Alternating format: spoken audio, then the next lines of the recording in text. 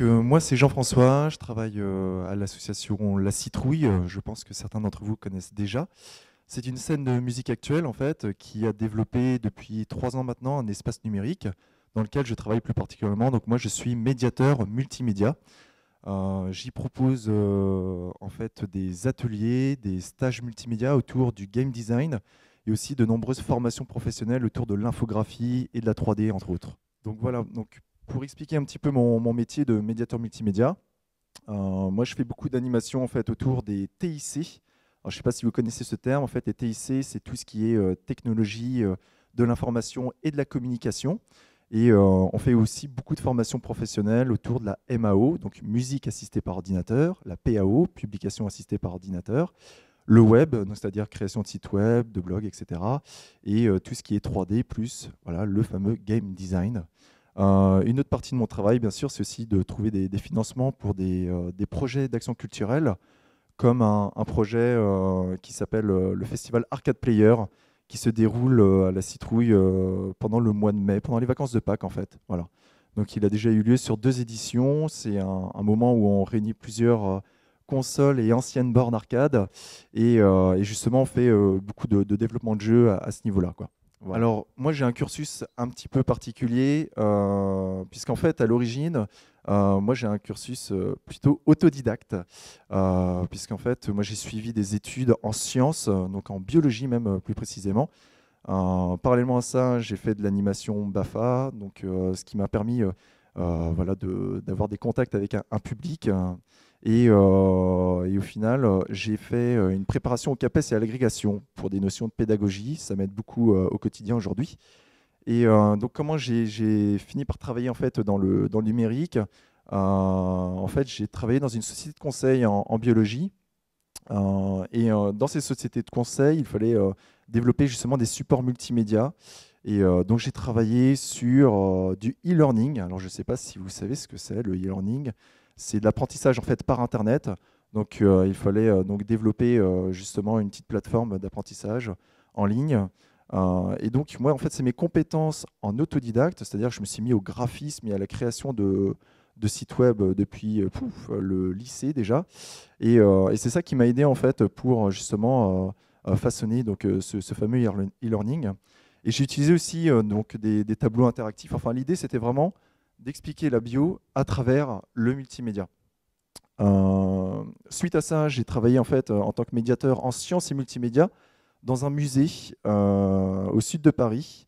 Et donc là encore, c'était encore d'expliquer donc les sciences à travers le multimédia. Et puis finalement, aujourd'hui, je travaille donc à la Citrouille uniquement dans le multimédia et j'ai suivi en plus de ça plusieurs formations professionnelles sur tout ce qui est animation 2D, donc avec Flash par exemple, qui permet aussi d'ailleurs de construire des petits jeux vidéo. Voilà. Et Blender, donc là c'est de l'animation 3D. Et en plus de ça, on fait aussi du vidging, du mapping et plein d'autres choses autour de l'électronique. Donc par exemple Arduino, je ne sais pas si quelqu'un a déjà entendu parler de ces choses-là. Voilà. Alors moi ici, je ne vais pas vous parler directement en fait de mon cursus parce que moi l'idée c'est vraiment de vous expliquer donc l'ensemble des métiers des jeux vidéo. Alors pourquoi? Parce qu'en fait à la Citrouille, donc j'organise très régulièrement pendant les petites vacances scolaires des stages justement de game design, donc de création de jeux. Donc, autour de ce stage, j'explique d'une part l'histoire des jeux vidéo, donc à toute génération, parce que souvent les plus jeunes connaissent les jeux récents, mais les rétro games ne sont pas toujours connus. Donc, c'est très important en fait de les découvrir parce que justement dans ces rétro games, il y avait des gameplays absolument formidables. Et donc, ça, c'est très important pour vous que vous découvriez donc cet ensemble. Ça va vous donner des idées au niveau de la création. Voilà. J'explique également les différents genres vidéoludiques. Donc c'est important de connaître vraiment les différentes catégories de jeux qui peuvent exister. Et en plus de ça, voilà, je parle aussi des métiers de jeux vidéo. Donc c'est ce que je vais faire encore aujourd'hui. Et autour de ça, bien sûr, on met aussi les mains dans le cambouis puisque chaque participant peut créer donc un jeu en 2D. Donc en écrivant donc son scénario, en choisissant un gameplay bien particulier, en créant ses propres graphismes, en appliquant des effets sonores et en faisant toute la bande son. Parce que c'est vrai que nous, à la Citrouille, on a la chance d'avoir un très bel équipement pour la MAO, justement. Et bien sûr, il faudra se mettre aussi à la programmation. Alors, c'est des ateliers que je propose dès l'âge de 10 ans. Hein, donc, forcément, pour les plus jeunes, la programmation, ça peut être assez chaud. Donc, ce que je fais généralement, on fait de la programmation objet avec un petit logiciel qui s'appelle Scratch. Donc voilà, là je vous ai mis 3 icônes tout en bas de cet écran. Donc Photoshop pour le graphisme, GarageBand plutôt pour tout ce qui est son, musique, et Scratch qui est un super outil que je vous invite franchement à découvrir chez vous. C'est libre, c'est gratuit, vous pouvez le télécharger sur Internet. Et donc en fait, avec ça, vous pouvez faire des petits jeux 2D. Ça va vous expliquer vraiment tout ce qui est algorithmie, en fait. Voilà. Vraiment les principes de base, toutes les formes conditionnelles, etc., qu'on peut retrouver dans le développement. Voilà. Alors, les jeux vidéo. Gros sujet, les jeux vidéo. Déjà, il faut connaître un petit peu le marché des jeux vidéo. Donc là, ça, c'est plutôt pour rassurer les parents qui ont accompagné leurs enfants en se disant « Oula, tu veux travailler dans les jeux vidéo, je ne sais pas si c'est sérieux. » Si, c'est très sérieux, puisque le jeu vidéo, c'est avant tout une industrie. D'accord ? Il faut savoir, en France, on note à peu près 30 millions de joueurs en France. C'est quasiment, c'est même un peu plus de la moitié de la population. Hein. D'accord ? Ça fait à peu près 51%, on va dire, de la population française. Et donc, tous ces joueurs, qu'est-ce qu'ils vont faire ? Généralement, ils vont utiliser donc, différents supports. On a par exemple les jeux pour consoles de salon. Donc bien sûr, ça c'est la grosse partie des jeux vidéo, la grosse majorité, 75% aujourd'hui. Il y a toujours certains geeks entre guillemets qui continuent justement de jouer sur PC, sur Mac et qui souvent voilà, sont intéressés pour développer ensuite eux-mêmes leurs jeux sur ce genre de support également, donc 43% toujours. Et ce qui évolue très rapidement en ce moment, ce sont les jeux pour smartphone.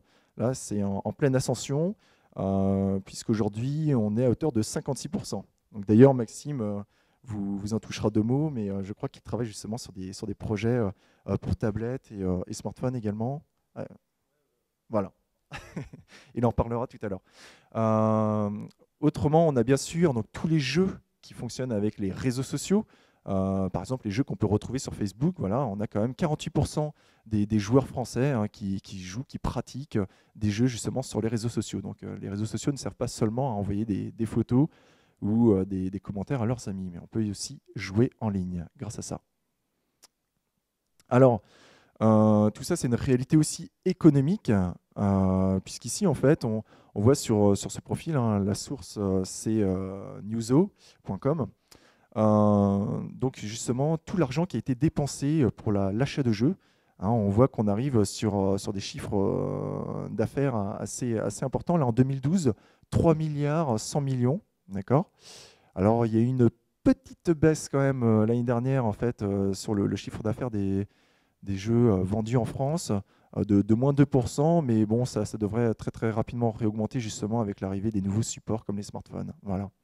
Donc justement, quand on regarde ce diagramme de plus près, on peut retrouver les différentes catégories de jeux, hein, les jeux sociaux, les jeux mobiles.